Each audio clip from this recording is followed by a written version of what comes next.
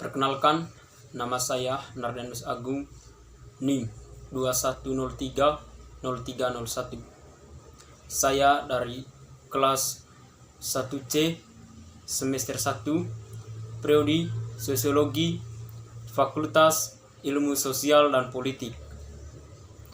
Pada video kali ini, saya ingin menjelaskan materi tentang Undang-Undang Dasar, yaitu materi bab 6 dari buku Dasar-Dasar Ilmu Politik. Pada materi Undang-Undang Dasar ini, adapun pokok pembahasannya. Yang pertama, pengantar. Yang kedua, sifat dan fungsi Undang-Undang Dasar. Yang ketiga, ciri-ciri dari Undang-Undang Dasar. Yang keempat, Undang-Undang Dasar Konversi. Yang kelima, pengertian Undang-Undang Dasar. Yang keenam, perubahan Undang-Undang Dasar amandemen. Yang ketujuh, supremasi Undang-Undang Dasar. Kita langsung saja ke yang pertama, yaitu pengantar. Dalam kehidupan sehari-hari, kita telah berbiasa menerjemahkan istilah dalam bahasa Inggris, yaitu Constitution menjadi Undang-Undang Dasar.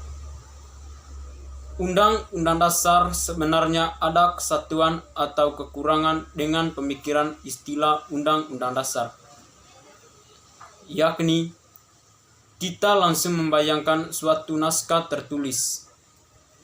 Padahal istilah Constitution bagi banyak sarjana ilmu politik merupakan suatu yang lebih luas, yaitu keseluruhan dari peraturan-peraturan baik yang tertulis maupun yang tidak,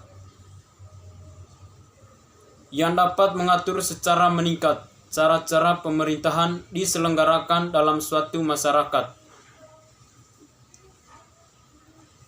Sifat dan fungsi Undang-Undang Dasar. Apakah Undang-Undang Dasar 1945 itu? Umumnya dapat dikatakan bahwa Undang-Undang Dasar merupakan suatu perangkat peraturan yang menentukan kekuasaan dan tanggung jawab dari berbagai alat kenegaraan.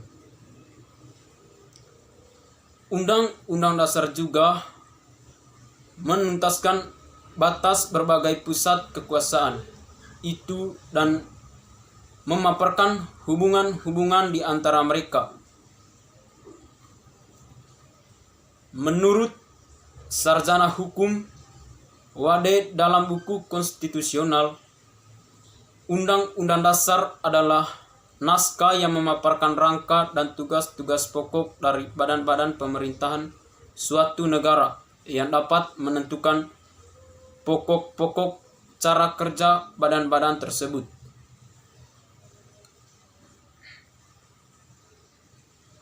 Jadi, pada pokoknya, dasar dari sistem pemerintahan diatur dalam suatu Undang-Undang Dasar. Pandangan ini merupakan pandangan yang luas dan yang paling tua dalam perkembangan pemikiran politik.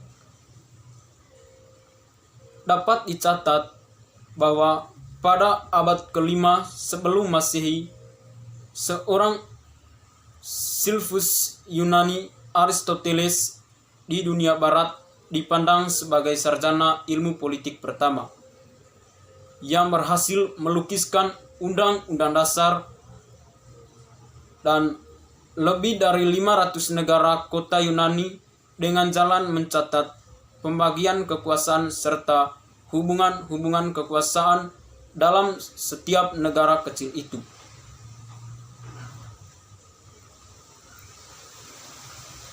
Undang-undang sebenarnya tidak dapat dilihat lepas dari konsep konstitusionalisme, suatu konsep yang telah berkembang sebelum undang-undang pertama dirumuskan. Ide pokok dari konstitusionalisme adalah bahwa pemerintah perlu dibatasi kekuasaannya. Penyelenggaraannya tidak bersifat sebenang-benang, dianggap bahwa suatu undang-undang dasar adalah jaminan utama untuk melindungi warga dari perlakuan yang semena-mena. Namun, dengan demikian, timbul konsep the constitutional state di mana undang-undang dianggap sebagai institusi yang paling efektif untuk melindungi warganya, itu melalui konsep rule of law atau riksat.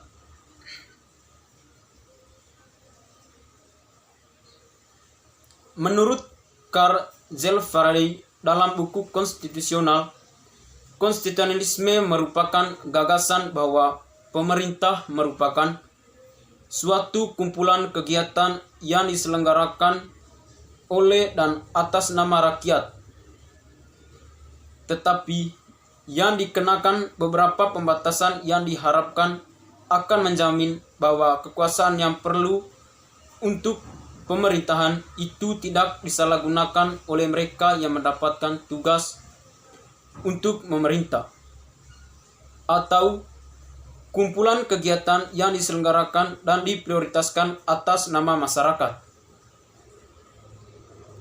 Namun, seringkali tunduk pada serangkaian peraturan yang mencoba untuk memastikan bahwa kekuatan yang dibutuhkan oleh pemerintah semacam itu tidak disalahgunakan kepada orang-orang yang dipanggil untuk melakukan pemerintahan selanjutnya.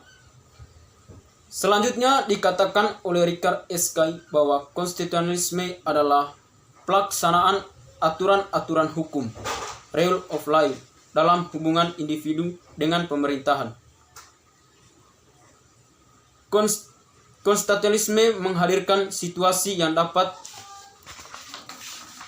memupuk rasa aman karena adanya pembatasan terhadap wewenang pemerintah yang telah ditentukan lebih dahulu.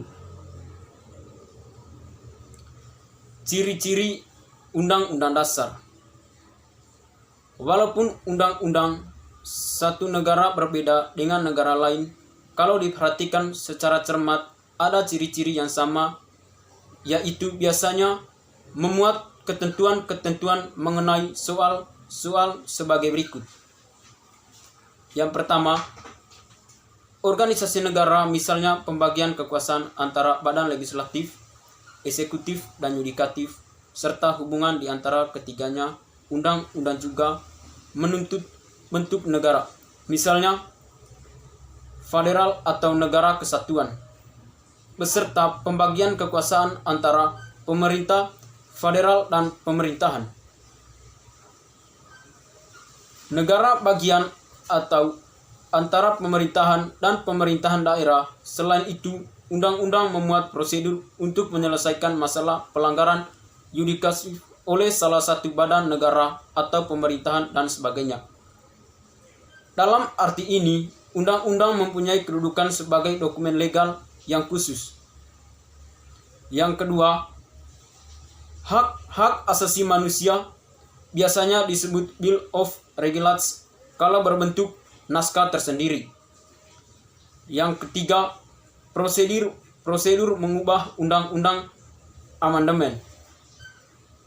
Yang keempat, ada kalanya memuat larangan untuk mengubah sifat tertentu dari undang-undang ini. Biasanya ada jika para penyusun undang-undang dasar ingin menghindari terulangnya kembali hal-hal yang baru saja diatasi, seperti misalnya munculnya seorang diktator atau kembalinya suatu monarki, misalnya undang-undang federalisasi.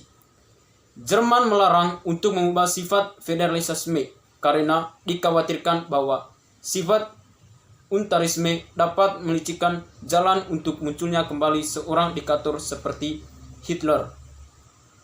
Yang kelima, merupakan aturan hukum yang tertinggi yang mengikat semua warga negara dalam lembaga negara tanpa kecuali. Selain itu, mengakomodasikan undang-undang dasar sering memuat cita-cita rakyat dan asas-asas ideologi negara. Sekian saja penjelasan materi dari saya, yaitu tentang materi Undang-Undang Dasar. Atas waktunya saya ucapkan terima kasih.